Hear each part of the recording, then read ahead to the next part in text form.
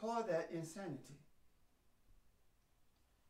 Yeah. Now, why is it that the demoniac the people were not afraid of the demoniac until he was clothed in his right mind? The scripture says that he was clothed in his right mind and they were afraid. They were afraid because his thinking was based upon his spiritual, the state of being in the spiritual sense, as opposed to being chaotic with the chaotic in interacting with his environment, as opposed to being who he is. I guess I said that right. I don't know. Can you say that again and we'll make sure it's right? Randy said I said it right, so will you repeat it? So, and what I heard was when he was all chaotic, it was easier to interact with him because you knew he was not focused. He was not clearly who he was. So he couldn't intention and purpose things because he was too chaotic to do that. But when he was focused and aligned, he was who he was. So whatever he wanted to intend to do, he could get done. So if at his core was something that was not right, that's what he would do. So they didn't know what he was going to do. He had been chaotic. And now he was focused. And it's like, so what's he going to do? Is he going to be a serial killer? Is he going to be a...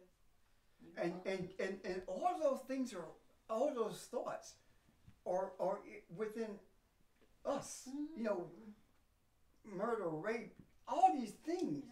Yeah. The question is, what do you have a propensity to do? You know, how much authority are you able to exert over these thoughts? How well are you able to organize them to the extent that you don't say things to hurt people, or you don't do things, you know, to hurt people? Because I'm sure that most of us, under who hear my voice, most of us have been in a position where we had to make a decision whether we're going to hurt somebody or not. Most of us have been in that position.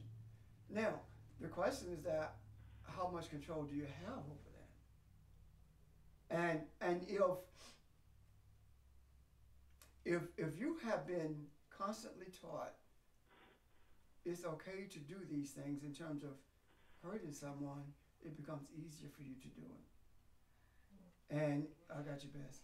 And then once you're no longer given the authority or in a position of authority to do that, it's difficult. It's difficult to put a stop to it or wind it down, especially when the stimuli is there for you to respond that way. It's very difficult.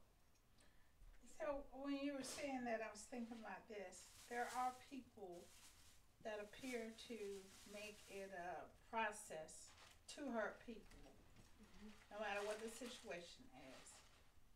So are we saying that they are not in control of what they're doing?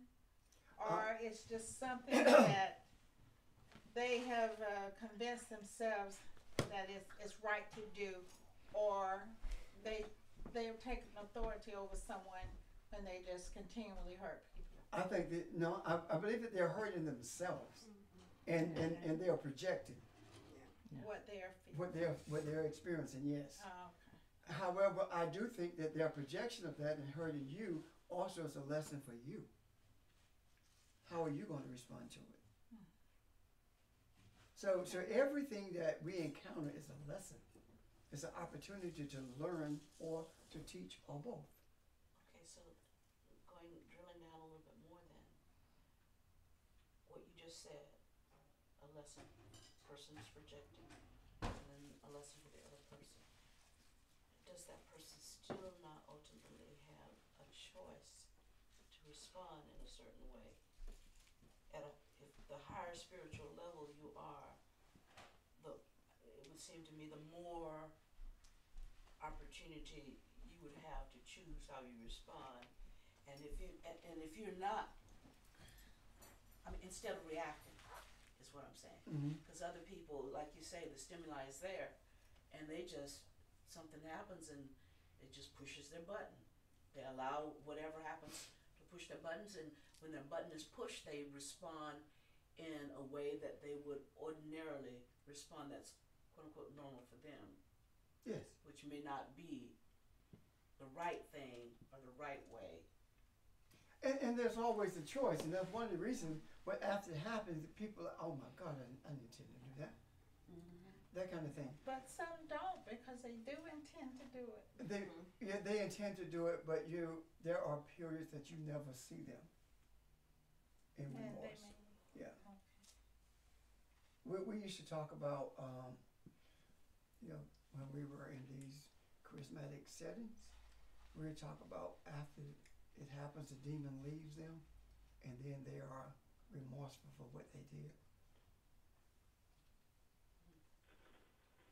When in actuality, you're the only demon that ever exists within you.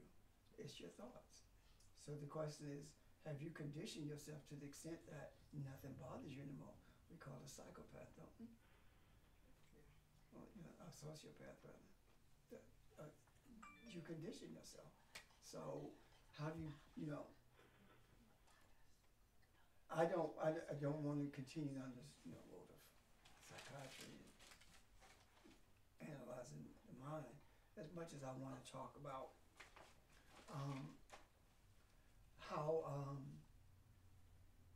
as spiritual entities, we have been conditioned to abdicate our responsibility as spiritual entities. The more you understand who you are in terms of Elohim, or understand about Elohim, knowing that that's who you are, the less you are inclined to hurt somebody. And if you do that, you are more inclined to seek forgiveness as opposed to not, because there are times when, well, I'm not going to ask for forgiveness. You shouldn't say it what you say it, that kind of thing. But when the more you realize who you are, the less you are inclined to do that.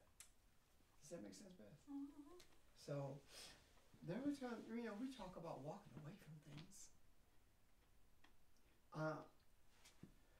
Sometimes you do, sometimes you don't. Because there are times when people need to hear, as opposed to you just walking away. And you know when. You know when. So don't ask me, so tell me when to do it. I don't know. I don't know about you. I do know about how I deal with things. And there are times that I'm kind of quick to say things that I maybe should not have said. I just to be so quick, I could cut you so low you could sit on a dime and swing your legs, but I don't do that anymore. My objective is to elevate you as opposed to diminish you. I told you about that movie I was watching where it talks about vibration, sound vibration being the root of everything, and animating even the starch, the corn, it animates things. I feel like folks who are on one spectrum of this psychopath, whatever, know the mechanics of it so well, but not the purpose of it so well. They know, in essence, how to control their mind so much that it doesn't matter what they do, they'll get what they want. It not even just psychopaths like killing people who are in business, they're so single-minded, so focused that they set their intention so much that they're gonna get whatever this thing is, regardless of who it hurts or That whatever. sound like Trump It could be with the wall and stuff. yeah, but it's this, it's that, and so they understand intention really well, which is kind of what vibration is. It's intent. They can change how they vibrate to shape You their know what world. you just did, don't you? What? You took it back to race. Who the most ruthless businessman in the world? Male Caucasian. Nine times out of 10, who's your serial killer? Yeah, Yeah, okay. You see what I'm talking about? Although I was watching one about a black serial killer. Of that course. was very interesting. When the DC sniper, first thing they said was what? Is a Caucasian Yeah, male in ain't his no way he mid-30s who black. live with his mama. Mm-hmm. Why? He didn't live with his mama. Yeah, that's one of the, that's one of the profiles. But why? Why did they say that? That's the norm. You see what I'm talking about? Certain things black people, we thought black people didn't do. Yeah. And so who are the school shooters? You White see what I'm talking about? So Typically. you go right back to that. Now, this is the thing that gets me.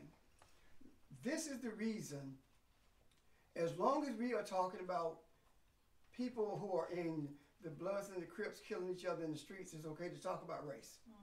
But when we start talking about young white males or white males who serial killers or who shoot up babies in schools or who are so ruthless until they invent something called napalm because they go drop it on people of color, or so racist until they drop a bomb on Hiroshima and Nagasaki and not on Germany. They don't want to hear that. But it's okay to talk about the Bloods and the Crips. You see what I'm talking about? Yeah. So the discomfort is there. Why? There has to be a spiritual reason for this. What is the spiritual reason that you can get to that you get to this point? If we take all of the humans out of this and put it on a spectrum, and we see the ruthlessness on this spectrum, right? Then, and it's not here where things started, but it's here where things are ending. Everything in the middle is just is a journey to the worst of humanity. Or the best. Or the best. However, the best has been overtaken by the worst. So the best has to realize who it is. Okay. And by best, I don't mean superior in terms of human.